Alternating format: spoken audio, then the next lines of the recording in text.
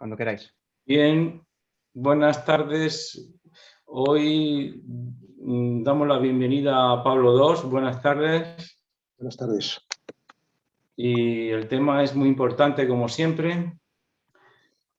Pablo II es sacerdote, escritor, fundador de una red de meditadores denominada Amigos del Desierto, que ya tiene más de 1000 seguidores y cuyo carisma es la profundización y difusión de la vida contemplativa. Bien, también ha fundado Tabor, ¿no? Un proyecto monacato secular, y actualmente estudia y practica el jesicasmo. Ahora tendremos oportunidad de que nos explique cómo es el jesicasmo actual. E imparte conferencias y retiros de meditación por todo el mundo. De hecho, acaba de llegar de México hace unas horas.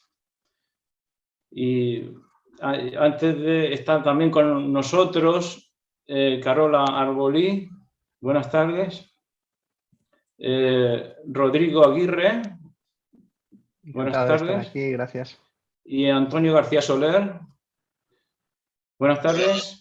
Gracias. Buenas tardes. Todos ellos con experiencia, y no solo en la meditación, y también en lectura de tu obra, Pablo. Yo quisiera empezar con un tema recordando el volcán de La Palma, que es una noticia que es un hecho, ¿no? Natural, que nos lleva a recordar las palabras de Schopenhauer, de Arturo Schopenhauer, cuando definía la vida como aquella historia natural del dolor, que se resume así: querer sin motivo, sufrir siempre, luchar de continuo y después morir. Y así sucesivamente por los siglos de los siglos, hasta que nuestro planeta se haga trizas. No sé si con esto sucesión de volcanes o con un meteorito, o que salgamos de órbita. Bien, el último libro tuyo, Biografía de la Luz, continuación del ensayo Biografía del Silencio, sobre la meditación, todo para conocerse al verdadero yo auténtico. Y la biografía de la luz relacionado con tu experiencia de los evangelios, ¿no? Como esa investigación o búsqueda espiritual. Pues cuando quieras, pues dice unas palabras y luego empezamos la conversación. Pablo. Buenas tardes a todos, soy Pablo Dors. Estoy encantado de estar con vosotros esta tarde para hablar de la biografía de la luz. A la hora de presentarme, pues han dicho que soy escritor y que soy sacerdote, es decir, que de alguna manera intento ejercer pues el ministerio de la palabra y el ministerio del silencio. El silencio son para mí las dos caras de la misma moneda, y quiere esto decir que tanto más hablamos y escribimos, tanto más deberíamos callar y escuchar, ¿no? Y bueno, yo aprendí hace casi 20 años un camino de silenciamiento interior, no solamente de silencio exterior, y fruto de esa experiencia de los primeros 5 años escribí un libro titulado Biografía del Silencio, que se ha hecho muy popular y que tiene muchas ediciones, y que sencillamente en él doy testimonio de mi práctica de meditación diaria. En realidad yo he hecho silencio desde siempre, desde que era muy joven, con 18 o 20 años, ¿no? Pero una cosa es hacer silencio discursivo, en el que tú piensas o imaginas, y otra cosa es hacer un silencio, digamos, de vaciamiento, y esto solamente llevo unos 17, 18 años practicándolo, ¿no? Y esta práctica me ha ido transformando como nada, ¿no? Como nada del mundo. Porque es una forma de conocimiento de uno mismo muy directa y muy salvaje. Cuando digo salvaje quiero decir que es muy bestia, es decir, sin mediación de ningún tipo, ¿no? O sea, y por tanto con poca posibilidad de perderse o de entretenerse con otras cosas, ¿no? Que nos sacan de lo más radical, ¿no? En fin, tengo la impresión de que me he convertido en un referente de la meditación, al menos en nuestro país, y yo me considero un discípulo por completo, es decir, que no me considero maestro para nada, más que en la perseverancia. En esto sí que soy maestro, porque realmente lo practico todos los días, ya llueva, nieve, esté contento, esté triste, da igual, ¿no? Siempre es un buen momento para sentarse con uno mismo, ¿no?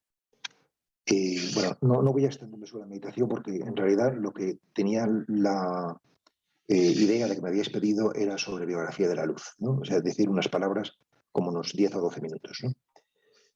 Y voy a intentar responder a 3 preguntas, ¿no? Sobre esto de la biografía de la luz. 1, ¿de dónde nace? 2, ¿qué vais a encontrar en ese libro si no lo habéis leído? Y 3, ¿para quién va dirigido? ¿No? Pues lo primero es de dónde nace. Pues nace de mi práctica de silencio. Por eso siento que es una continuación natural de la biografía de la luz y de la biografía del silencio, ¿no? Con esto quiero decir que la práctica del silencio lleva a una cierta iluminación. La palabra iluminación pertenece a otra tradición, no a la judeocristiana a la que yo pertenezco, pero yo creo que nos es muy, muy práctica, porque también en el cristianismo se habla de luz, ¿no? O sea, de hijos de la luz, ¿no? Y claro, no dejan de ser metáforas. En el lenguaje clásico no se diría silencio y luz, sino que se diría purificación e iluminación. Es decir, que el camino del silencio es un camino de higiene interior, de limpieza, de quitar los obstáculos, de quitar los ruidos, o al menos acallarlos. Y en la medida que lo vamos haciendo, pues vamos viendo con más claridad. Esto es algo, yo creo que completamente experimental, empírico, ¿no? Es decir, que realmente cuanto menos ruido tenemos, con mayor claridad escuchamos. Es así de sencillo. Entonces, de alguna manera el silencio lleva a la luz, ¿no? Y yo he hecho modestamente, que es evidente, este camino. Este camino no es un camino recto, sino que es un camino largo y sinuoso. Quiero decir que hay muchas dificultades por el camino, como cualquier camino serio, sobre todo si es de carácter espiritual, ¿no? O interior, si queremos llamarlo así. Y para llegar a la luz hay que atravesar muchas sombras, mucha oscuridad, ¿no?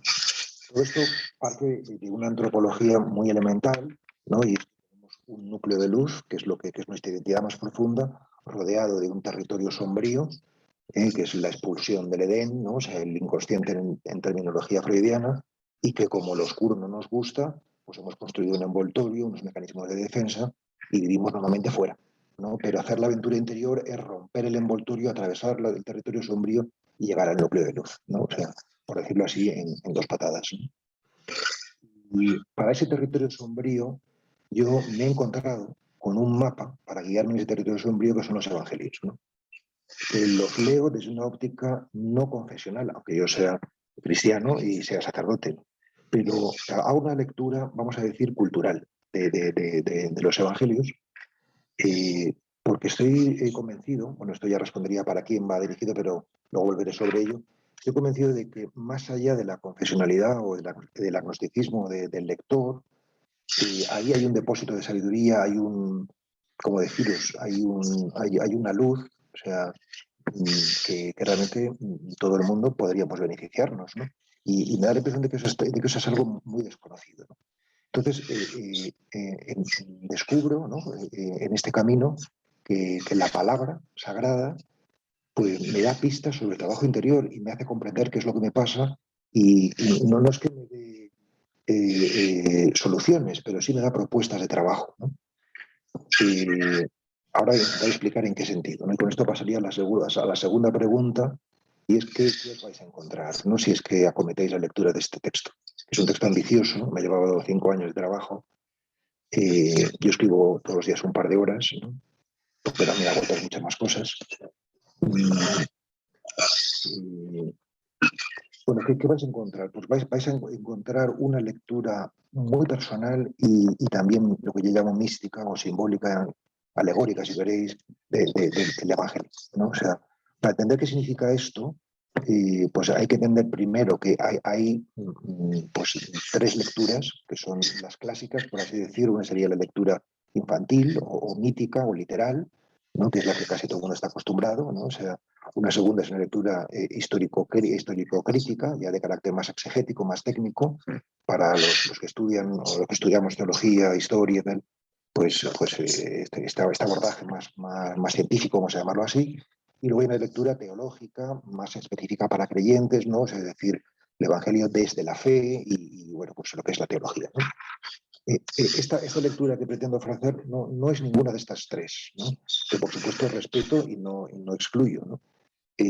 Sino que es una lectura que yo llamo mística, y con esto quiero decir interior. ¿Qué quiere decir esto? Quiere decir que es existencial, que es meditativa y que es poética, ¿no? O sea, existencial quiere decir que de alguna manera he descubierto en estos últimos 5 o 6 años, antes no lo sabía con tanta claridad, ¿no? O sea, que realmente cualquier dilema humano que el ser humano tenga, no sé, la muerte, la enfermedad, el miedo, cualquier dilema humano, eh, tiene una analogía, un correlato, está recogido en la palabra del Evangelio.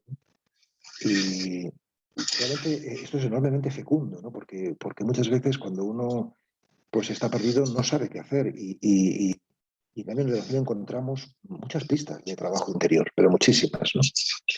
En realidad, el Evangelio es un vademecum de todas estas pistas, ¿no? O sea, encontrado, ¿no?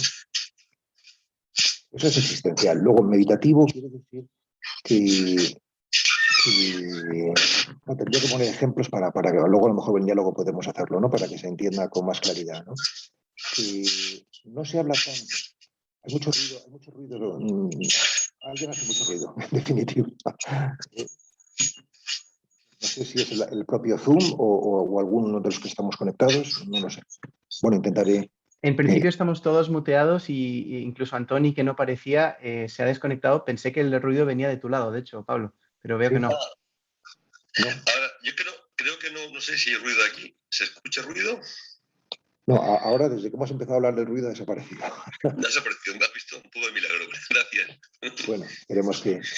Bueno, estaba diciendo la de la lectura existencial. La lectura meditativa quiere decir que el Evangelio no habla tanto de sucesos exteriores cuanto de acontecimientos interiores, ¿no? O sea, pongo un ejemplo, porque es que si no queda muy teórico, ¿no? La parábola del buen samaritano, ¿no? Un hombre baja de Jerusalén a Jericó, se encuentra primero con unos salteadores, que le muelen a palos, luego hay un sacerdote que pasa, un levita, pero que pasa de largo, luego pasa un sacerdote, viene un levita, luego un sacerdote, y luego pues viene el buen samaritano que le cuida, ¿no? O sea, ¿cuál sería la lectura mística de esto, no? La lectura mística es que cuando nos sentamos a meditar, primero vienen los salteadores. Es decir, primero nos muelen a palos. Nos duele el cuerpo, tenemos muchas distracciones, pensamos encontrarnos con quién sabe qué y resulta que nos expulsan, nos arrojan a la cuneta, ¿no? Luego viene el intelectual, el levita, ¿no? O sea, que pone objeciones, ¿no? ¿Qué hago yo aquí sentado? ¿Quién te has creído que eres? Es decir, pues, lo propio del intelectual, que es que la sospecha, ¿no? O sea, es decir, y eso es una amenaza al meditador, ¿no? O sea, decir, estar siempre con el fantasma de lo mental, ¿no? O sea, y luego viene el sacerdote, ¿no? Que es el que plantea dudas religiosas, porque el camino místico obliga a reconfigurar necesariamente el camino religioso, ¿no? Y entonces, bueno, el camino religioso nos puede dar seguridad y eso, si uno hace la experiencia personal, pues se va desmontando poco a poco, ¿no? Y si estás obligado a reconfigurar tu camino religioso o sencillamente a perderlo, ¿no? Es decir, que misticismo y agnosticismo muchas veces se van de la mano de manera muy misteriosa. Y por último, viene un samaritano. ¿Qué significa esto? Un extranjero. Es decir, que dentro de nosotros tenemos un extranjero, un forastero, alguien desconocido, que es de donde nos va a venir la salud, la salvación, el cuidado, ¿no? Por poner un ejemplo muy rápido para que se entienda un poco en qué sentido va esta lectura mística, ¿no? O sea, que todos los personajes somos nosotros y que realmente el territorio donde sucede todo no es simplemente la historia, que también yo ahí no me meto, ¿no? En este libro, sino en la conciencia, ¿no? Bien. Y luego, por último, lectura artística o poética significa que el Evangelio, más allá de las ideas, pues contiene imágenes. ¿no? O sea, imágenes que nos hacen bien habitar en ellas, ¿no? Entonces, yo muchas veces he dicho en algunas intervenciones públicas que tendríamos que leer el Evangelio o leer la palabra sagrada en general de cualquier tradición religiosa como quien se va a la montaña a hacer una excursión. Cuando uno va a la montaña no quiere comprender la montaña, sino disfrutar de ella, ¿no? O sea, es decir, pasar un día en la montaña, ¿no? Si leyésemos con esa actitud los textos sagrados, seguramente nos liberaríamos de esa carga mental, ¿no? O sea, que quiere meterlo en una plantilla, ¿no? Y entraríamos en el texto de manera nueva, ¿no? Y bueno, procuro hacerlo de esta manera en Biografía de la Luz, ¿no? Y luego la última cuestión, y ya termino, ¿a quién va dirigido, no? Pues bueno, antes apuntaba, ¿no? O sea, va dirigido a todos los buscadores espirituales. Es decir, a la gente que tenga interés en la aventura interior, ¿no? Y con independencia de si es cristiano o no, ¿no? O sea, decir que evidentemente yo creo que los cristianos van a encontrar muchos motivos, ¿no? de reflexión y no sé, de pistas para... Pero no se dirige solamente a ellos, ¿no? O sea, ¿qué entiendo por buscador espiritual? ¿Qué entiendo por espiritualidad, ¿no? Es un término muchas veces pues, un poco ambiguo o al menos amplio, ¿no? Y cada uno mete en esta palabra lo que le da la gana, ¿no? Y al final pues no es precisa la cosa, ¿no? Y de hecho, a veces yo he preguntado, dime 3 personajes de la historia espirituales no religiosos.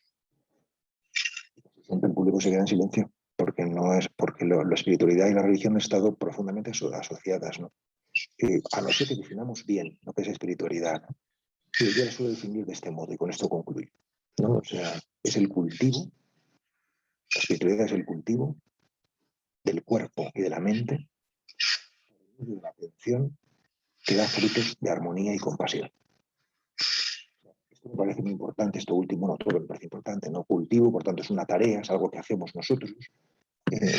Silencio es cultura, esto es algo que nadie lo dice, me parece capital. O sea, hay que aprender, igual que aprendemos a hablar o a ver imágenes, a escuchar música, pues aprender aprender el lenguaje del silencio, ¿no?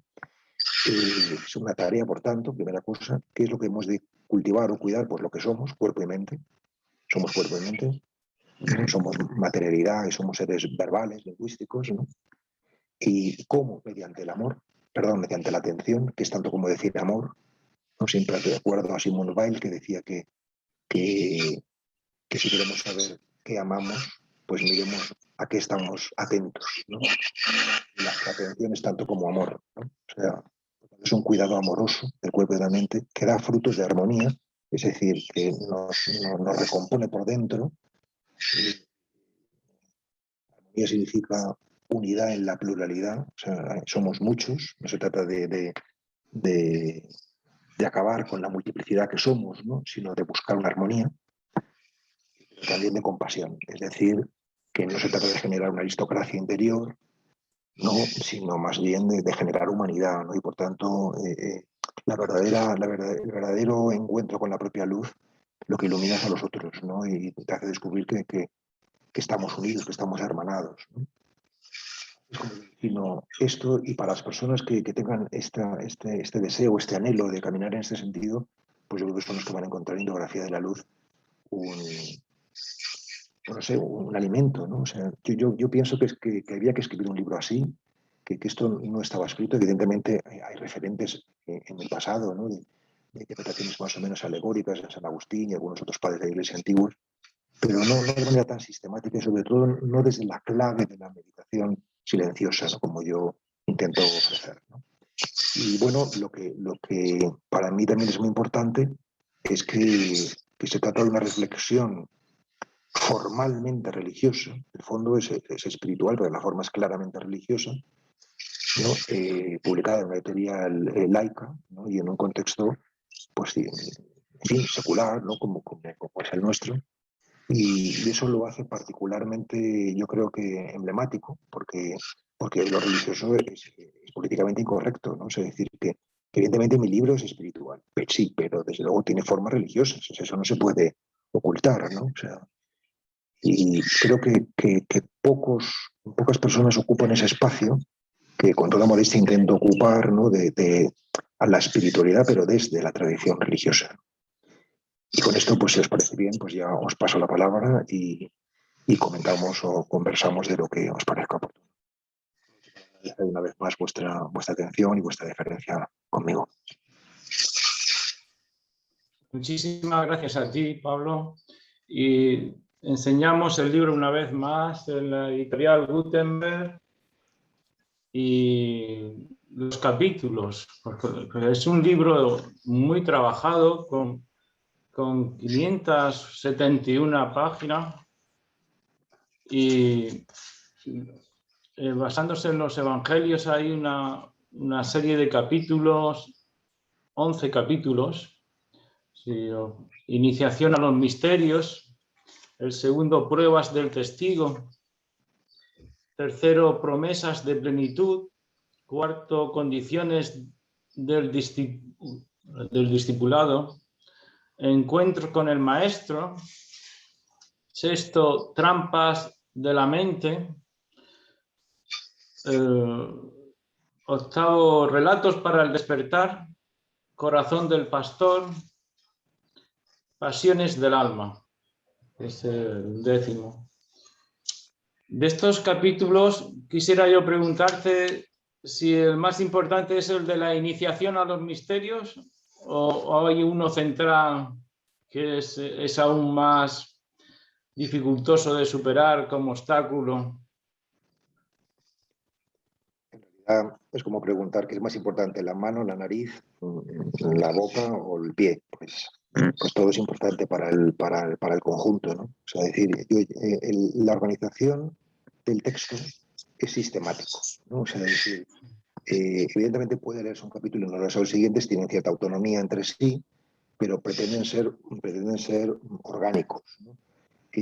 O sea, decir, una de las aportaciones más importantes, creo, del texto, que seguramente solamente los escritores muy avezados van a percatarse, es que todo él es un itinerario, un poco la línea Mentis Deo de San Buenaventura, un itinerario del meditador, o sea, de quien se inicia en la práctica, que se va a encontrar primero las pruebas del testigo, luego se va a encontrar las promesas de plenitud, luego se van a encontrar las condiciones para continuar. Es decir, lo que nos pasa por dentro es esto exactamente, ¿no? O sea, por eso el libro va precedido de una cita de Jung, que fue, yo creo que de los primeros en leer la figura de Cristo como arquetipo del yo profundo, que es la clave que yo utilizo, ¿no? O sea, es decir, que todo parte de esta intuición de Freud, que luego algún discípulo suyo continuó, pero de manera, yo creo que no tan sistemática o no tan...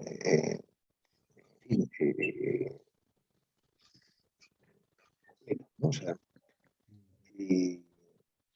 pero no podría decir, podría decir cuál me gusta a mí más, ¿no? O sea, me parece que está más logrado, ¿no? O sea,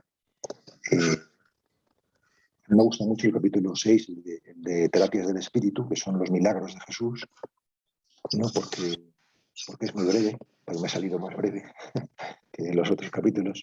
Es decir, que luego lo condensar, porque para mí una obsesión estilística es digamos, la concisión, la claridad. Es decir, que nunca esté el lector perdido, ¿no? Sino que siempre sepa de qué estamos hablando, ¿no? Que tiene un tono un tanto exhortativo o un tanto, incluso podríamos decir, profético. O sea, me dirijo al lector directamente para que hagamos el trabajo, ¿no? de enfrentarnos a nosotros mismos. Y bueno, no sé, si yo recomiendo empezar por el principio, ¿no? Por el primer capítulo, y si interesa el planteamiento, pues ir adelante. Si no, pues ahí se queda. Muy bien. Carola, Rodrigo, Antonio. Bueno, yo, lo primero, muchísimas gracias, Pablo, por compartir tu precioso tiempo con nosotros. Me parece súper interesante lo que has hablado de una de las 3 capas de lectura que puede haber de una misma obra. Yo voy a compartir una experiencia personal. Yo soy una persona que estoy en el espacio de la no religiosidad. Sin embargo, hace como 20 años, por pura afición a la botánica y a la estética, yo empecé a hacer ikebana, arte floral japonés, y a partir de ahí descubrí una dimensión absolutamente desconocida para mí de lo que es mi posición en el mundo, ¿no? Entonces fue, pues, no diría que fue una revelación, porque fue un camino que tuvo su momento, no fue un conocimiento cataléptico, sino que lo fui entendiendo o lo fui adquiriendo conforme iba haciendo mis prácticas todas las semanas, ¿no? Entonces, a mí me sirvió eso. Yo lo que te quería preguntar es cómo esa dimensión espiritual, que es tan importante, nosotros en una sociedad como la que vivimos, que es la gente necesita comprenderlo todo. La razón es el pilar fundamental de muchísimas de nuestra forma de actuar. La tecnología determina muchísimas cosas en las que hacemos. ¿Qué podemos hacer para aquellos como yo, que tengo hijos ya mayores, puedan iniciar ese camino? O sea, yo tuve, insisto, mi revelación a través de una práctica muy concreta que tiene mucho que ver con la meditación, pero en este mundo que es tan poco religioso y que no hay ese acercamiento, ¿cómo podemos hacer para que personas que puedan acercarse, ¿no? Y puedan ver y disfrutar de esa dimensión espiritual con esa perspectiva mucho más profunda, ¿no? que la que tenemos, que es el mundo del hacer, no es el mundo del ser. Yo creo que o sea, no hay mejor servicio a los demás que ser uno mismo. ¿No? Es decir, que si tú quieres dar paz, estás llamado a ser tú mismo la paz que quieres dar, ¿no? O sea, es decir, que esto es lo fundamental, no podemos dar lo que no tenemos, ¿no? Entonces, si nosotros no somos personas con una interioridad cultivada, pues difícilmente vamos a exhortar a esto, ¿no? Porque cada uno irradia lo que es, tal cual, ¿no? Luego, también diría que, bueno, dicen que la modernidad es el sueño de la razón, la posmodernidad es el despertar de ese sueño, ¿no? Es decir, que también nos estamos dando cuenta en medio de este mundo, que tú has dicho, pues evidentemente muy racional y muy tecnificado y demás, pues nos estamos dando cuenta de que también la razón tiene sus límites, ¿no? O sea, incluso se habla de esta confluencia entre lo científico y lo místico, en cierto sentido, pero más allá de todo esto, yo creo que hemos hecho un mito del pensamiento y de la acción. Es decir, que todo lo queremos pensar y todo lo queremos intervenir en todo, ¿no? O sea, entonces, por supuesto que el pensamiento y la acción tienen su papel, ¿no? O sea, es decir, pero yo creo que hay algo prioritario que hemos dejado de lado y que la cultura debería recuperar. Por eso ese planteamiento que yo intento hacer es muy global, es muy estructural, no simplemente que la gente se sienta a meditar, sino es un mandamiento que quiere, digamos, poner en crisis o en cuestión al menos pues los fundamentos de la cultura occidental, ¿no? O sea, digo que hemos dejado en el olvido la contemplación y la pasión, que es que frente al pensamiento, la contemplación y frente a la acción, la pasión, ¿no? O sea, ¿qué quiero decir? Quiero decir que antes de pensar hay que mirar, hay que contemplar, ¿no? Y eso es lo que no nos han enseñado a hacer, ¿no? O sea, resistir la mirada, ¿no? O sea, escuchar sin intervenir, ¿no? O sea, y hablo de pasión porque si tú contemplas o escuchas, pues algo de lo que miras o escuchas te va a hacer daño, te va a doler, ¿no? Entonces, mantenerse ahí sin intervenir, ¿no? Porque nosotros o bien nos escapamos de lo que nos hace padecer o bien intentamos resolverlo, ¿no? O sea, y en cambio el trabajo contemplativo justamente es aquel en el que no valen las leyes del pensamiento y de la acción, sino que hay que no pensar y no actuar, ¿no? Y cuando uno hace esto, pues se abre una dimensión nueva, ¿no? O sea, entonces, ¿cómo hacer en fin, en la sociedad contemporánea para empezar con esto, ¿no? Pues yo diría, pues poco a poco. Es decir, poco a poco nosotros, ¿no? Y luego ya se irá difundiendo, ¿no?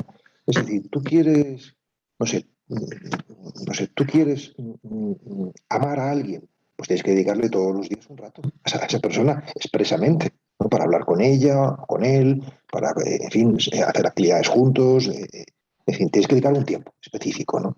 Pues aquí lo mismo, tienes que dedicar un tiempo a esto. O sea, ¿tú cómo te iniciaste en el arte floral? Pues dedicaste todos los días o cada 4 días pues un tiempo, ¿no?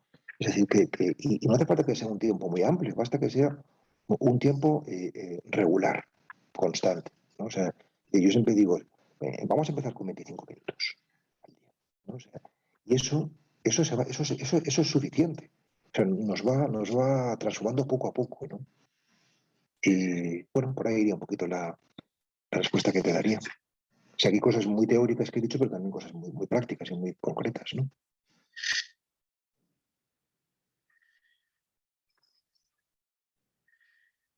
Pablo, quizás si puedo añadir, primero agradecerte también toda la introducción a tu texto y te pido disculpas por si la pregunta adelanta algo que está en el texto que no he tenido el tiempo de leer porque me he sumado tarde a la llamada. Pero me ha gustado mucho y agradezco mucho la labor que ofreces a la sociedad de unir esta experiencia religiosa primaria con la religión y las tradiciones religiosas, ¿no? Y he vivido en primera persona cómo esto ha rescatado a muchas personas hacia un camino de verdadera transformación interior cuando se habían perdido. Yo, fruto de mi propio camino contemplativo, digamos, el mío empezó también renegando de la religión por no entenderla bien, por no haber sido tampoco quizás ofrecido un salvavidas que fuese adecuado para mí. Y entonces empezó mi camino contemplativo más a través de lo psicológico, a través de la habitación del sufrimiento y cómo obtener una sensación mayor de plenitud en la vida, ¿no? Pero poco a poco eso empezó digamos, a deshacer todas las estructuras racionales hasta que empezó verdaderamente ya la contemplación y el silencio a convertirse en el verdadero maestro, y a partir de ahí el camino se volvió más místico. Entonces, esta unión de puentes, que como digo, he vivido en primera persona porque como extensión de este camino que llevo unos cuantos años andando y recién empezando, ha habido una pequeña parte ya de empezar a compartir esto con otras personas. Y varias de las personas que han llegado a mí para que les diese la mano en los primeros pasos se han iniciado gracias a tu libro, y de hecho recomiendo tu libro Biografía del Silencio a muchas personas que están empezando a meditar. Entonces, dicho eso, me interesaría saber un tema y poniéndome también aquí sobre la mesa a un punto personal, que espero que sea extensible a los demás y que pueda abrir quizás incluso una discusión más filosófica para los dos Antonios. Si pudieras hablar un poco más sobre cómo estrechar puentes entre los mundos, justamente como has hablado, de la contemplación y de la acción / pasión. Es decir, cuando uno va entrando en este camino, quizás al principio empieza a sentir los primeros beneficios de pues, mayor calma, mayor liberación de esas primeras sombras que empiezan a ser purificadas, ¿no? Como mencionabas antes, pero llega un punto donde el concepto de la identidad empieza a ser completamente revaluada, ¿no? Por lo menos en mi caso y en la de muchas personas que conozco, es al final como dar completamente la vuelta a un calcetín de dentro a fuera y reevaluar completamente quién soy yo y por tanto cuál es la realidad que me rodea o de la cual formo parte, ¿no? Entonces, viviendo en un mundo ahora en el cual la acción y la energía masculina quizás está sobreponderada, ¿cómo se compatibiliza? Y me interesa saber incluso personalmente cómo compatibilizas tú, que estás muy activo en la vida y a la vez tienes una vida contemplativa activa, el hecho de aceptar de alguna forma el dejarte en manos de Dios, dejarte en manos de esta realidad tan inteligente que está operando a la perfección, y a la vez ser un agente de cambio dentro de esa realidad, digamos que incluso reconocerte como ese Dios que está creando y que a través de ti está creando. Y, ¿cómo hacerlo sin caer demasiado en el deseo, sin entrar en una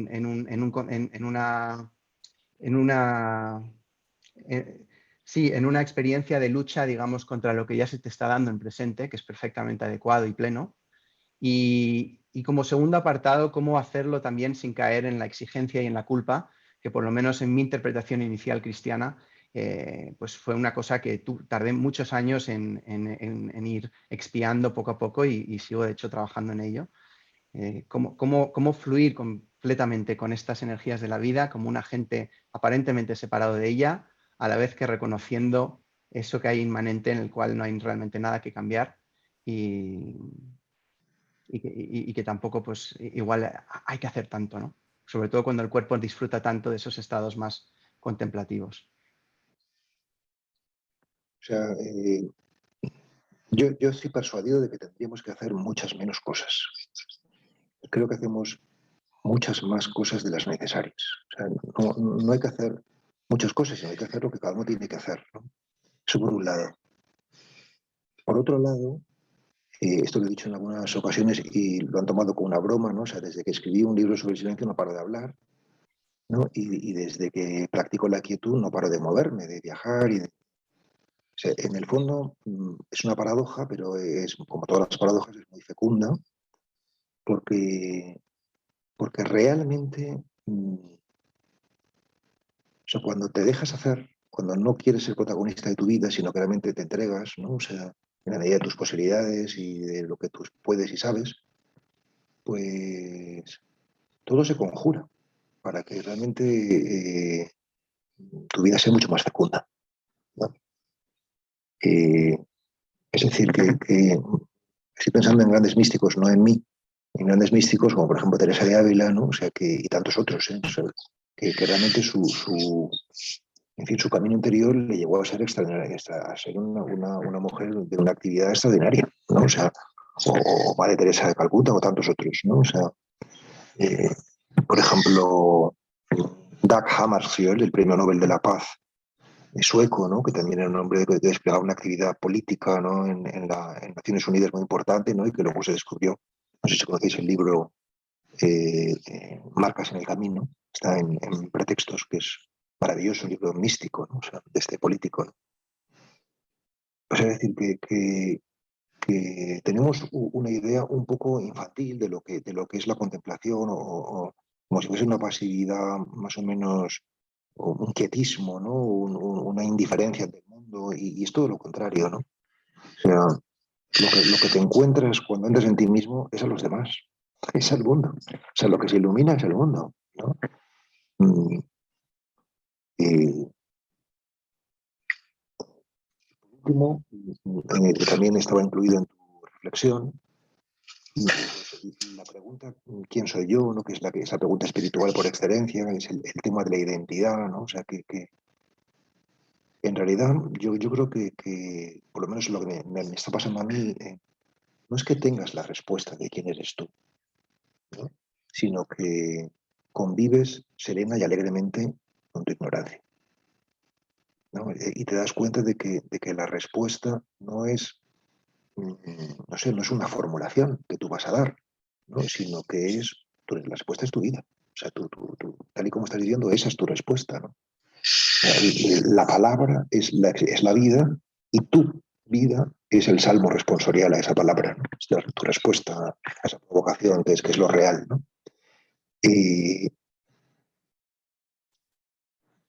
yo, yo creo que en lo que la meditación ayuda en este tema de la identidad es a no identificarte ni con tus pensamientos, ni con tus emociones, ni con tus roles.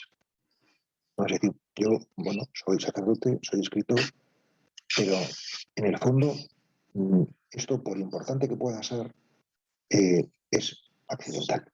Es decir, no es sustancial.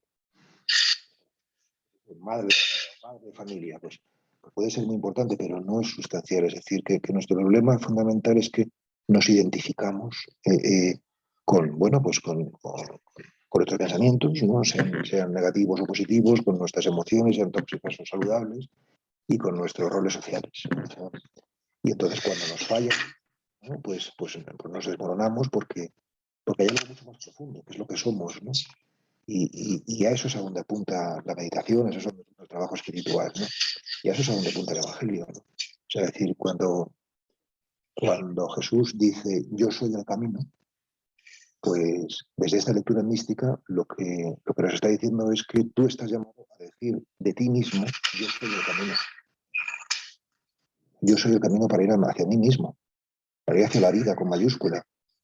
Es decir, si no me recorro a mí mismo, ¿qué voy a recorrer? Lo que tengo es lo que soy, ¿no? O sea, por poner un ejemplo.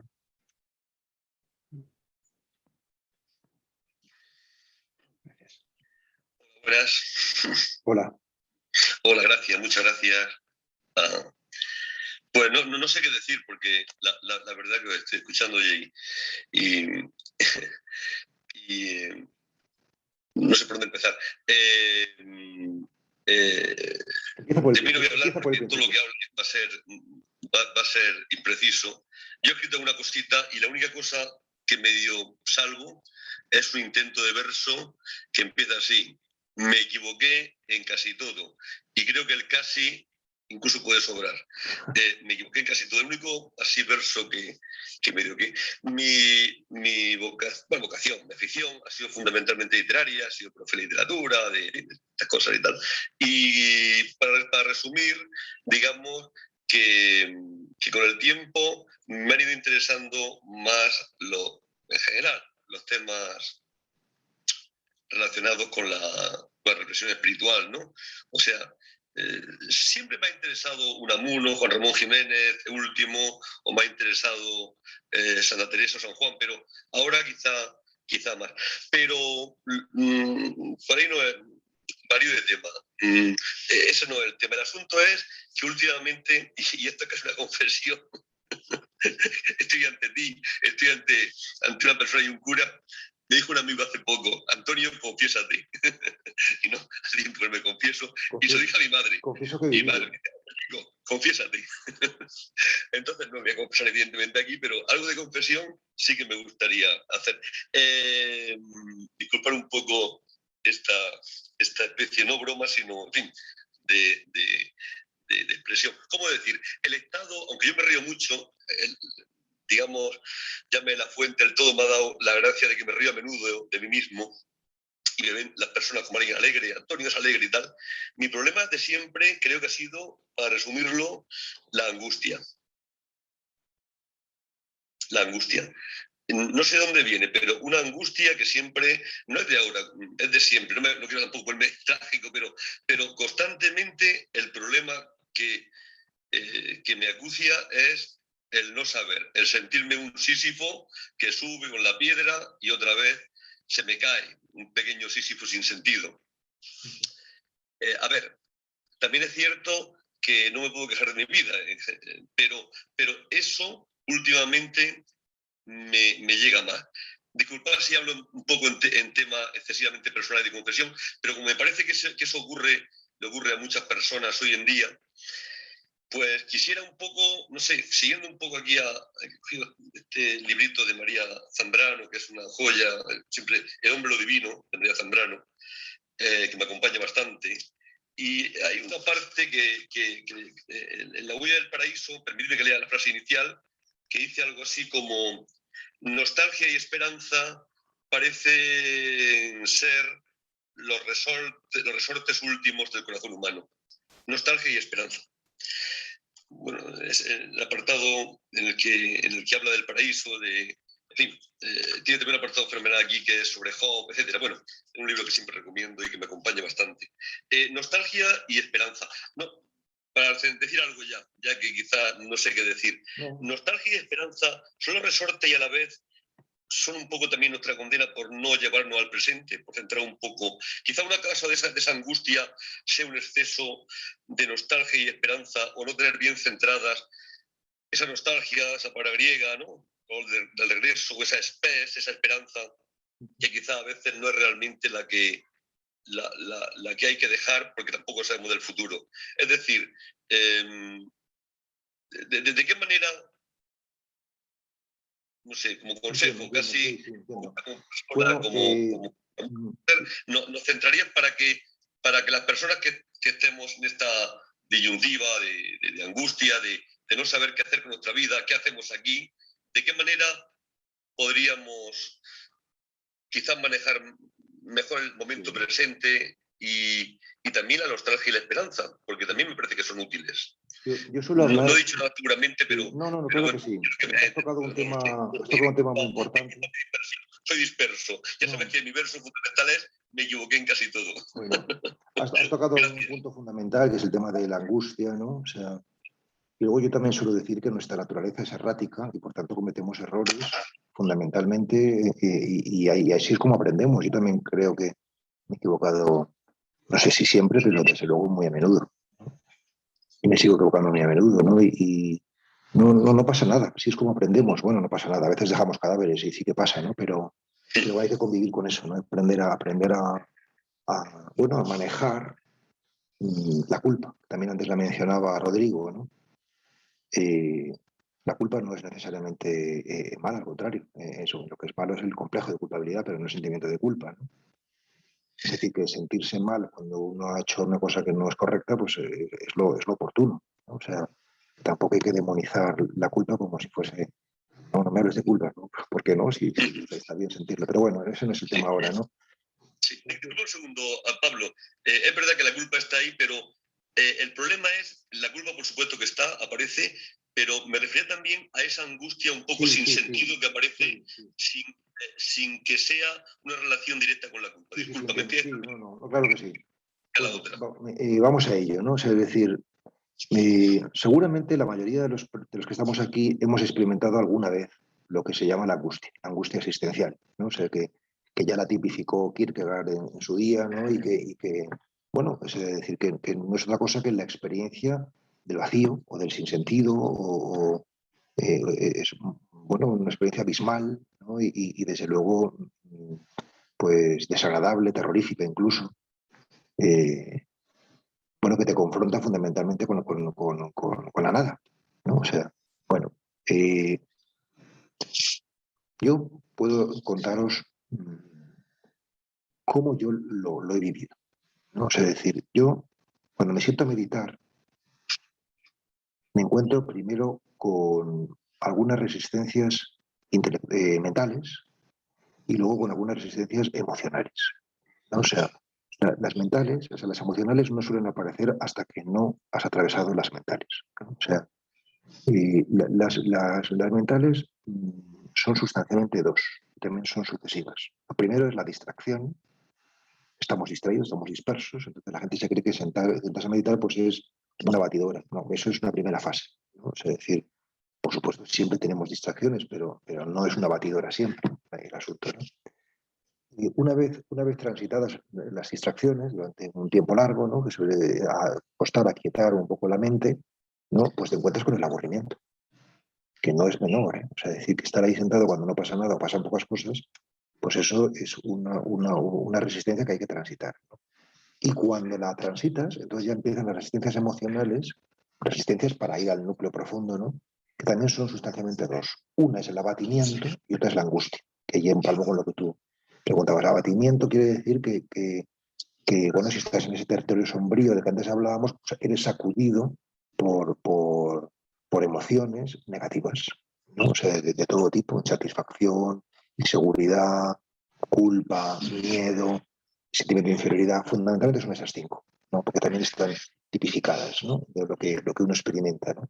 Y tiene que ver con el abatimiento, o sea, porque te abaten, ¿no? Te tiran abajo, ¿no? O sea, cuando logras transitarlas, ¿qué significa? Significa no resolverlas, porque eso está en el ser humano, ¿no? O sea, tampoco significa escapar de ellas o dejarlas de lado, ¿no? Sino significa abrazarlas, ¿no? O sea, es decir, mirarlas amorosamente. Todo eso es un camino, es una disciplina. Difícilmente se puede explicar en 4 palabras, pero la propuesta de la meditación, al menos la meditación cristiana, creo que todas en definitiva es esta también, ¿no? O sea, es abrazar lo que somos. Y abrazándolo, es como lo redimimos, por utilizar el lenguaje cristiano, ¿no? Como lo cambiamos de signo, como lo que es negativo pasa a ser positivo, ¿no? Bueno, entonces cuando se empiezan a redimir esas sombras, esos abatimientos, ¿no? Entonces se llega a esto que tú has apuntado, que es la angustia, ¿no? O sea, que es, digamos, que sería la resistencia final, la más importante, ¿no? Y es la confrontación con la nada, ¿no? O sea, decir, por eso decimos que meditar es entrenarse a morir, que realmente para llegar al todo hay que atravesar la nada, ¿no? O sea, para llegar a por decirlo en términos cristianos, ¿no? La fecundidad hay que pasar por la virginidad, ¿no? Por la inocencia, si queréis, ¿no? O para llegar al día hay que pasar por la noche. O sea, el día se abre cuando la noche es más oscura, ¿no? Es decir, por hablar en estos términos, ¿no?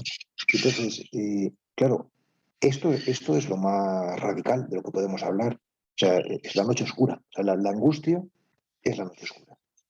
realmente oscura. Y bueno, la meditación ofrece un camino concreto para hacer esa travesía, ¿no? O sea, dolorosa, pero también gozosa, en última instancia, ¿no?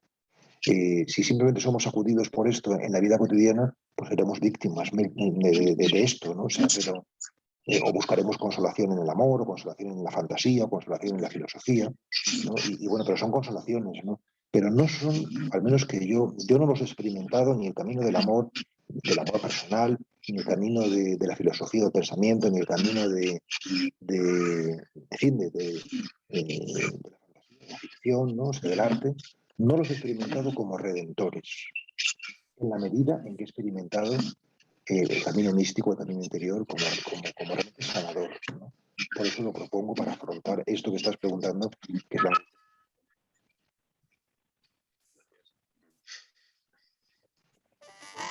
Sí, bueno, yo quiero solo preguntarte el tema del dolor, porque hace un año sufrí un infarto, yo personalmente, pero bueno, no es cosa egoísta mía, sino que le sucede a muchísima gente, ¿no? Infartos, dolores, enfermedades. ¿Qué vía podemos seguir si podemos estar seguros de que la meditación o la esicasmo puede vencer, como cuentas tú en Biografía del Silencio, desde el dolor de la rodilla cuando empezaste a hacer las meditaciones? Podemos superar no solo el dolor físico del corazón, las cicatrices del corazón de un infarto, sino luego lo psicológico que viene después. ¿Qué podrías decirnos? La respuesta es sí y no, las dos cosas, ¿no? O sea, el dolor forma parte de la existencia humana, esto es claro. Vamos a decir que no podemos, digamos, ignorarlo o zafarnos de él, ¿no? O sea, sería, no sé, tenemos una visión un tanto idílica, por no decir directamente estúpida, de los iluminados como personas que no sufren, ¿no? O sea, que no lo pasan mal, que no tienen dolores. O sea, esto no es así, esto es una idea muy ingenua, ¿no? O sea, y muy, en fin, muy poco realista de las cosas, ¿no? O sea, yo diría que el iluminado no es el que no padece, sino el que padece más, precisamente porque es el más receptivo, ¿no? O sea, es decir, que para mí el iluminado por excelencia es Jesús de Nazaret, que me parece también un icono del dolor, no solamente del amor, ¿no? O sea, es decir, que carga sobre sí, por decirlo en lenguaje religioso, todos los pecados, ¿no? Es decir, que sufre mucho, ¿no? O sea, para mí, desde luego, una impasibilidad que no pase por la pasión no es creíble, no es creíble, ¿no? Por tanto, yo creo que pero pasa lo mismo con el amor. O sea, si tú amas a alguien, sufres cuando esa persona sufre. Y si no quieres sufrir, no vas a poder amarle nunca, porque amar comporta eso, comporta hacer que el destino ajeno propio, ¿no? O sea, y por tanto, si tu compañero, tu compañera, tu mujer, tu marido, pues lo sufren, pues tú lo pasas, o sea, es más. Ese es el más gran sufrimiento, el más grande sufrimiento. O sea, no por nosotros, sino por los seres amados, que nos hace sufrir todavía más. O sea, en realidad, no hay mayor dolor que no poder amar al prójimo. O sea, este es el dolor fundamental. Y esto es lo que nos encontramos cuando realmente hacemos un camino espiritual un poco serio, ¿no? O sea, ahora bien, si bien forma parte del dolor de nuestra vida, también es verdad que podemos transitarlo no como un castigo, sino como un camino de crecimiento. Es decir, que no se nos va a ahorrar, pero sí que lo podemos redimensionar y vivir como algo fundamentalmente positivo, fundamentalmente constructivo, ¿no? O sea, decir, incluso alegre, como decía San Francisco de Asís, ¿no? O sea, puede ser apaleado, pues dice, está alegre, ¿no? O sea, que parece una cosa completamente, no solamente ilógica, sino casi perversa, ¿no? O sea, pero hay que entender qué es lo que está diciendo con eso, ¿no? Por sintetizar, yo diría que nuestra principal resistencia, por eso tu pregunta pues siempre es oportuna, preguntar por el dolor, ¿no? Nuestra principal resistencia es al sufrimiento. O sea, esa resistencia es la misma que la resistencia a la vida. La resistirse al dolor es resistirse a vivir. Y precisamente por eso nos encastillamos, ¿no? Para no sufrir, y por eso no vivimos.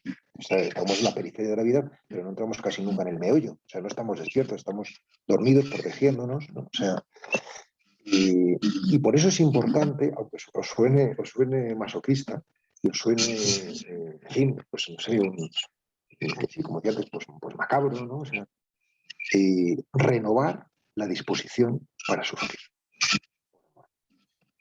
Es decir, que dado que nos cuesta tanto sufrir, hemos de renovarlo activamente. Estoy dispuesto. Yo, por ejemplo, todos los días recito la oración de Carlos de Foucault, explorador del Sáhara, místico francés, ¿no? O sea, que ahora ha sido beatificado hace muy poco, canonizado, mejor dicho, y que él escribe una oración que dice así: Padre mío, me abandono a ti. Haz de mí lo que quieras, sea lo que sea, te doy las gracias. Lo acepto todo. Que tu voluntad se cumpla en mí y en todas tus criaturas. No deseo nada más, y así sucesivamente, ¿no? Es decir, lo acepto todo, pero también lo oscuro, también lo negativo, ¿no?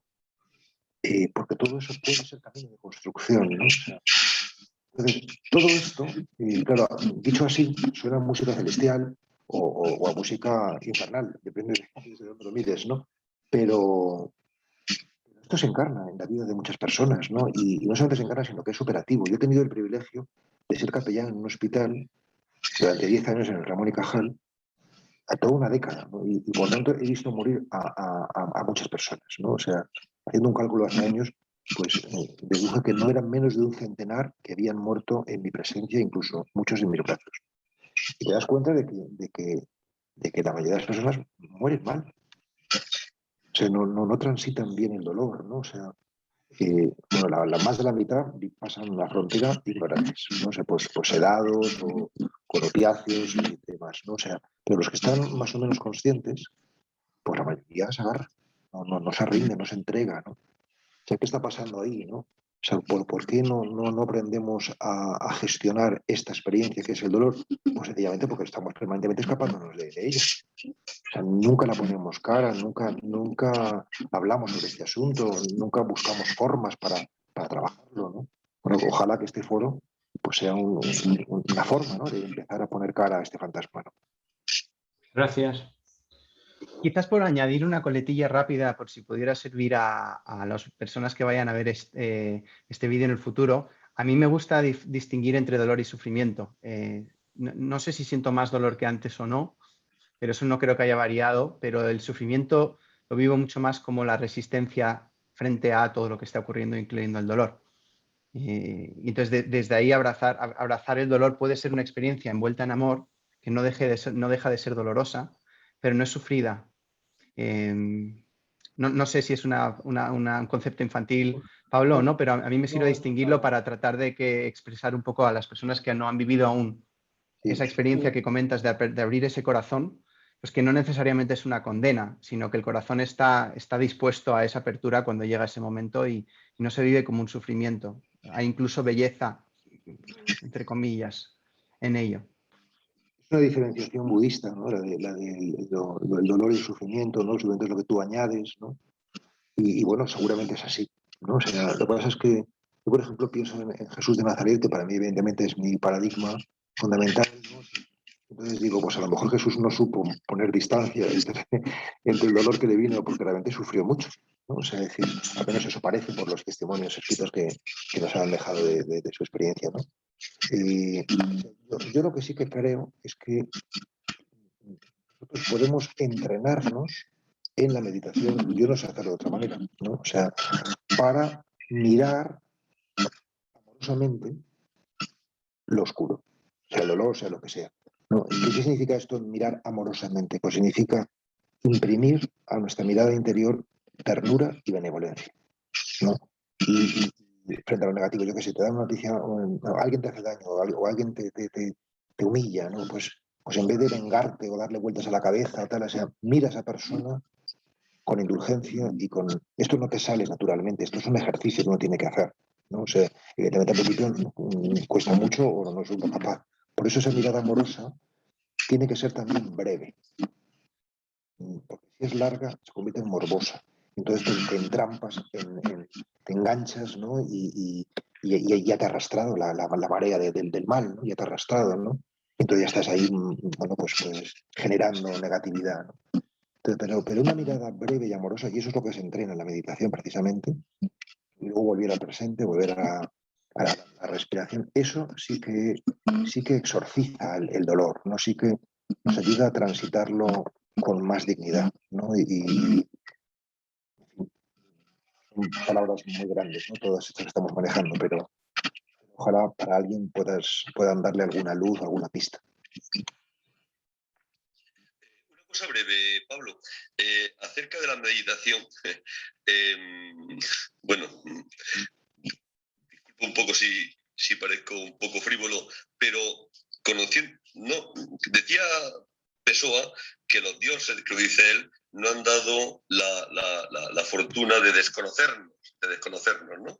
Quizás lo dice en un plan literario excesivo en su libro del desasosiego, pero en parte yo intuyo algo así. Esa idea de conócete a ti mismo, yo solamente me conformaría con conocer la parte de no hacer imbecilidades materiales de estas simples, ¿no? O sea, esa cosa de querer conocerme a nivel interior, etcétera, etcétera, etcétera, yo eso descartaría. O sea, simplemente de no cometer errores de bulto. O sea, yo creo que eso me conformaría bastante. Y bueno, esto, como creo que me conozco un poco y soy un poco inconstante en casi todo, de mis problemas, ¿se podría hacer un comienzo de meditación para inconstantes?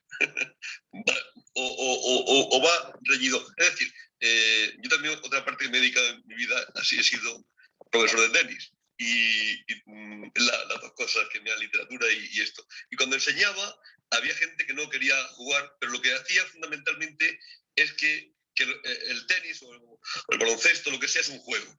Es decir, es lo fundamental. E intentaba intento, cuando juego con alguien, que se divierta, divertirse en el mejor sentido de la palabra, jugar en el mejor sentido de la palabra. ¿Hay por ahí alguna vía que la meditación no se hace algo pesado? Porque yo personalmente soy de aquellos que me despisto con lo que sea y no puedo estar más de 3 minutos concentrado en algo, me cuesta mucho.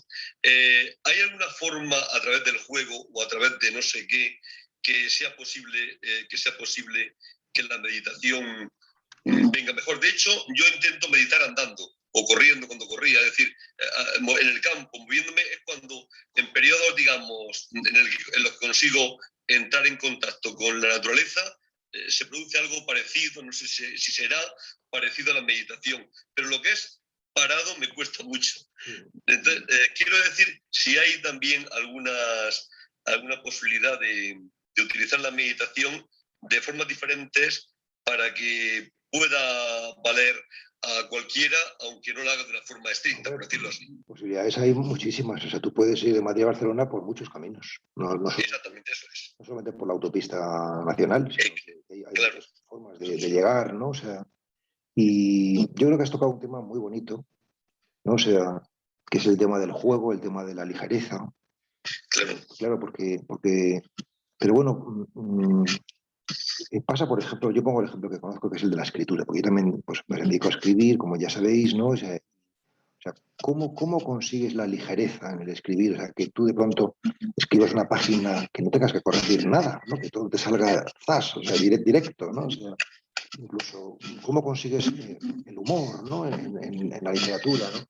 Pues lo consigues con trabajo, o sea, es decir, que la página no te sale directamente, sino que has tenido que tirar muchas para que te salga una más o menos decente, ¿no? O sea, es decir, que la ligereza no es simple espontaneidad, sino que es el regalo de lo gratuito, ¿no? O sea, yo creo que la meditación, o sea, lo espiritual, igual que el arte, igual que el amor, son los 3 ámbitos por excelencia de lo que voy a decir, pues son espacios para lo gratuito.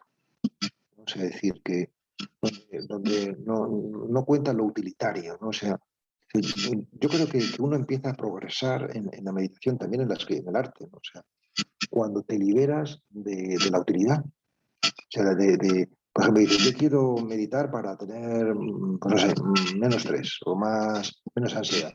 pues no sé, ese mismo objetivo muchas veces te dinamita tu práctica y al final estás mucho más estresado, te sientes y estás nerviosísimo.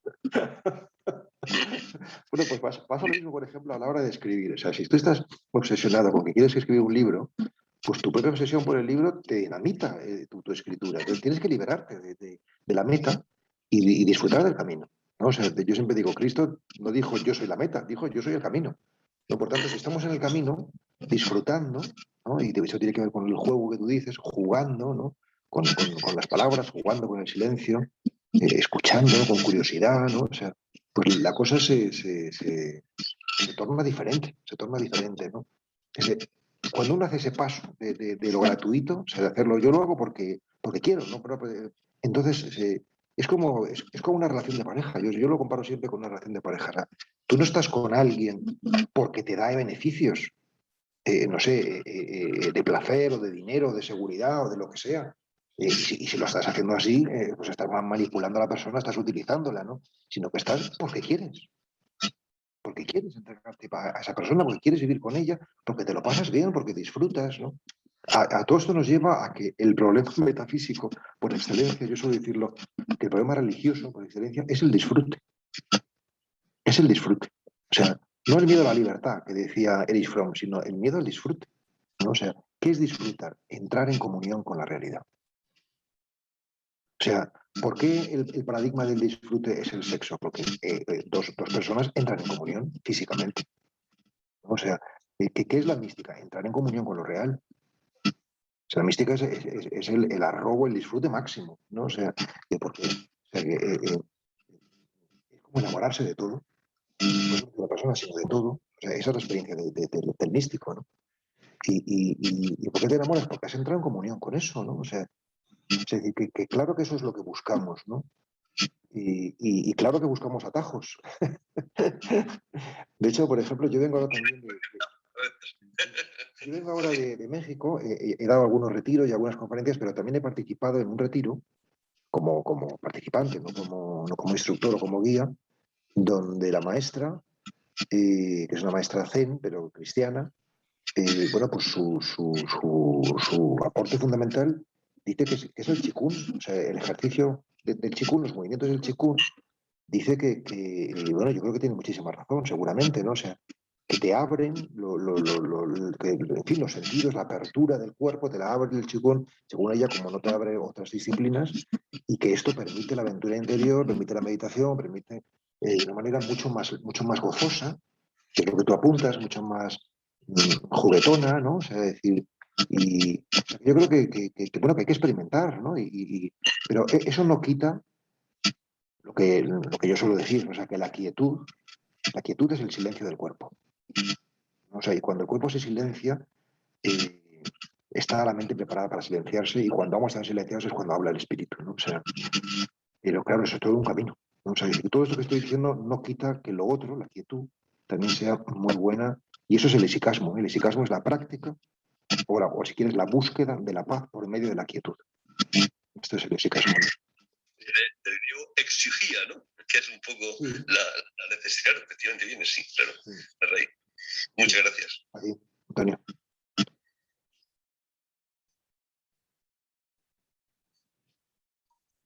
Sí, no tenéis, Rola, ¿tienes algo más? Bueno, yo nada, comentar, agradecer otra vez, me quedo con muchas cosas de las que has dicho, ¿no? Lo de que tenemos sobredimensionado el pensamiento y la acción, me parece, lo voy a compartir en casa nada más llegar. Creo que ha sido como una luz, ¿no? Eso de no hacer, yo soy una persona que por el trabajo que tengo y la familia que tengo, siempre digo que mi vida es una lista y me genera bastante, no angustia, porque no tampoco sé angustiarme, ¿no? Pero sí que me genera un estrés vital de tener que estar siempre cumpliendo con algo, ¿no? Entonces, lo que dices de no hacer me ha parecido como muy iluminador, ¿no? Y el mito del pensamiento también, totalmente iluminador.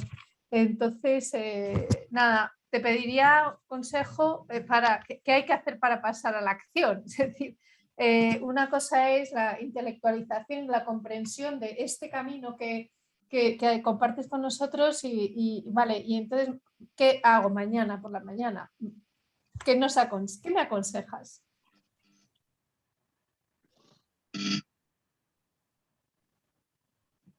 O sea, yo me debato entre dos tensiones, ¿no? Por una parte, que me gusta ser muy concreto para poder, porque realmente lo abstracto creo que nos aliena y lo concreto nos libera, ¿no? Entonces, quiero ser muy concreto, pero tampoco quiero dar recetas fáciles o facilonas, porque eso no ayuda, ¿no? O sea, mira, yo quizás te propondría, como para empezar, que pongas el timing de tu móvil 10 minutos y que esos 10 minutos te mires en el espejo, sin hacer nada más que mirarte al espejo. O sea, verás cómo, sin hacer nada, solamente mirando, solamente contemplando, vas a atravesar solamente en 10 minutos un mundo de emociones.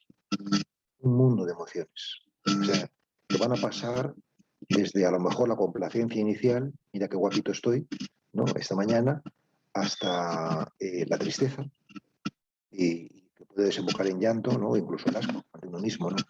Por poner emociones que se suscitan, que esta experiencia provoca, ¿no? Es decir, que esa sería una práctica que yo acostumbro a recomendar, ¿no? O sea, y luego también, pero esa es difícil si no tienes ya, esta segunda es difícil si no tienes ya un poco de práctica, ¿no? De práctica de consciencia, ¿no? Y es cuando estés en una conversación, en el trabajo o en casa, y tengas ganas de intervenir, de participar, no lo hagas.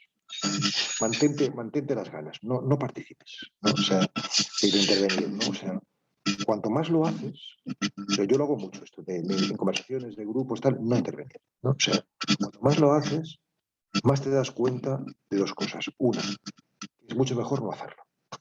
que es mejor no hablar que hablar, ¿no? O sea, es decir, que casi todo lo que hablamos no contribuye realmente a la construcción de lo que se está debatiendo, ¿no? Sino que casi todo lo que hablamos, esta es la segunda cosa, descubres, es autoafirmativo. Es simplemente para decir yo existo. Pero fuera de eso, no tiene más contenido. O sea, realmente no aporta, no. Es decir, que el silencio es un entrenamiento. O sea, la cosa es que, claro, para hacer eso en la vida cotidiana, en una conversación, como estoy proponiendo, pues tienes que tener ya un mínimo de ejercicio contigo misma, porque si no te va a ser muy difícil darte cuenta de que no tienes que intervenir, ¿no? O sea, pero, no sé, es que la escuela del silencio es pasada. Ya muchísimas cosas sobre todo nuestra propia estupidez, ¿no? Que es la principal lección. La principal lección es que somos bastante necios. Pues muchas gracias. Me ha encantado cuando has dicho lo de que somos, ¿no? somos roles, somos lo que en el mundo en el que estamos, somos lo que en la etiqueta profesional que tenemos. A mí me molesta enormemente cuando me hacen el atributo. Carola Arbolí es fulanita, hace esto y tal, me parece horrible y no sabía por qué, me incomodaba, pero lo has explicado muy bien, Claro, ¿no? porque te encasillan. Callo, siguiendo tu consejo. Y la gente espera de ti lo que espera del rol, ¿no? O sea, uno de los roles, los arquetipos más poderosos es el de sacerdote. O sea, cuando tú dices que eres sacerdote, la gente ya se pone ante ti con una determinada actitud, positiva o negativa, según sea creyente o no lo sea, ¿no? Y ya te esperan de ti algo. Entonces, si no lo das, pues es que este no es un buen sacerdote o este no es sacerdote de verdad. Sino porque no se ajusta a su modelo, ¿no? O sea, pero el tema es ese, ¿no? O sea, que el pensamiento está tantas veces tan condicionado por los prejuicios, ¿no? O sea, y en cambio el silencio te ayuda a tener una mirada mucho más desprejuiciada. O sea, que da igual que te escuche, sea hombre, mujer, blanco, negro, creyente o no creyente. O sea, esta manía de dividir a la gente en creyente o no creyente me parece de una estupidez. Es como dividirla en hombre o mujer. O sea, decir, como si fuese mejor ser una cosa que otra. O sea, son formas de vivir la vida y las dos son totalmente legítimas y buenas, ¿no? O sea, es una tontería. Estamos perdidos en prejuicios, ¿no? Y eso es lo que hay que limpiar. O sea, para eso es el trabajo espiritual. Para limpiar las tonterías en las que tenemos, ¿no? O sea, ir al núcleo. O sea, si tú miras el corazón de las personas, es que no puedes no enamorarte. El corazón de las personas... Disculpa, brevemente. como tenía Antonio Muñoz también previsto, bueno, que venía hoy Ramón Andrés, una frase que me gustó mucho de él, con esto de creyentes, no creyentes, viene a decir que el Homo sapiens, el ser humano, que es genéticamente creyente, o sea, de lo que sea, viene a decir. Es decir, hemos nacido creyentes, incluso cuando uno ha dicho que es ateo, agnóstico, siempre tenemos que agarrarnos a algo, ¿no? Claro. Y una cosa, pero una cosa que no puedo evitar es que me ha tocado ser padre de hoy, fue un chico de 21 y 18, y creo que me ha iluminado, no, esto sea para otro tema, pero lo que voy a hacer ahora es callarme mucho con ellos, sí, y acertaré más. Porque cada vez que hablo algo o intervengo como padre, creo que es un padre regular tirando a palo, meto la pata. Quizá el silencio también ahí será muy aplicable, me parece. Sí, Claro, así bueno, que en nuestra vida cotidiana, ¿no? O sea, y por ejemplo, los curas, ¿no? Si hablásemos mucho menos, sería mucho mejor. Seguramente nos equivocaríamos mucho menos, ¿no? O sea, es decir, yo siempre recuerdo a mi maestro Salman, Elmar Salman, un gran teólogo, monje, cuando hice la tesis doctoral hace 20, 25 años, ¿no? O sea, o 30 años, me decía, cuando salgas a decir la misa, antes de que abres la boca para decir nombre del Padre, Hijo y Espíritu Santo, antes ya te lo has jugado todo. Es decir, solo por la presencia, solo por el aura, por lo que tú irradias, o sea, ya la gente está a favor tuyo o en contra. Entonces, cuídate por dentro porque eso es lo que vas a irradiar. O sea, luego tus palabras lo confirmarán o lo desmentirán, pero, en fin, una invitación al cuidado, ¿no? muchas gracias. Sí, bueno, quiero decir que de parte de Ramón Andrés, que se excusa ante Pablo y todos nosotros porque ha tenido que ir a Pamplona a organizar algo que no tenía previsto, pero que está dispuesto para los próximos encuentros. Darle un abrazo fuerte. Bueno, yo no le conozco personalmente a Ramón Andrés, pero bueno, he leído sus libros, ¿no? Y tengo una... Si es el Ramón Andrés que yo pienso, claro. Sí. Pues ahora he leído, no todos, pero sí muchos de sus libros y bueno, creo que está haciendo un trabajo extraordinario, muy necesario. Bueno, pues si Rodrigo no tiene más intervenciones y nadie más, yo quiero hacer una última intervención que así algo de crítica, porque a veces leo demasiados libros. Este es libro de yoga de Manuel Carrere. En la página 39. Lo he leído este verano también. Sí, bueno. lo lee mi mujer y yo. Bueno, lo lee mi mujer más que yo. Pues, cuenta que en el tsunami de 2014, unos turistas alemanes que eran ayurvédicos, que hacían meditación, pues se olvidaron de los necesitados que había causado el tsunami y todo el mundo, él también, y Manuel Carrere, pues ayudando a franceses, a otras personas necesitadas que se habían salvado y se habían refugiado en su hotel, que estaba en una colina, y estaban los ayurvédicos, pues los ayurvédicos seguían en lo suyo. Esa crítica que yo también considero infundada, porque aquí tú en la biografía del silencio ya la critica y la enfrenta, porque no tiene por qué ser así.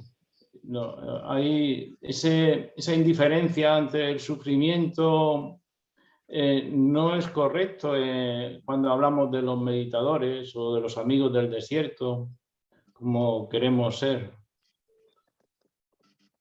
Bueno, yo creo que es una crítica terrible, ¿no? O sea, porque realmente está desarticulando la propuesta espiritual que une sabiduría y compasión.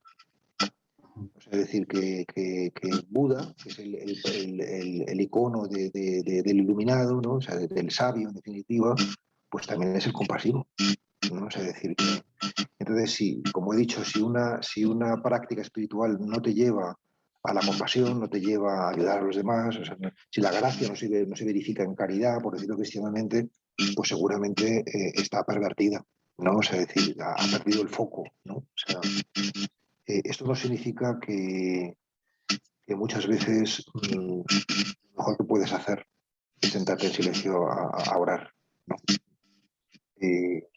pero tampoco desmiente, en fin, que hay una necesidad imperiosa, pues tienes que arrimar el hombro y ayudar, o sea, que es evidente, ¿no? O sea, si no sientes ese imperativo, es que te has endurecido o, en fin, te has confundido. O sea, que nos puede pasar a todos, ¿eh? O sea, y de hecho nos pasa a todos, porque todos estamos mucho más endurecidos de lo que nos creemos, ¿no? De hecho, no padecemos cuando vemos a los demás padecer, como si fuesen los problemas de otro, ¿no?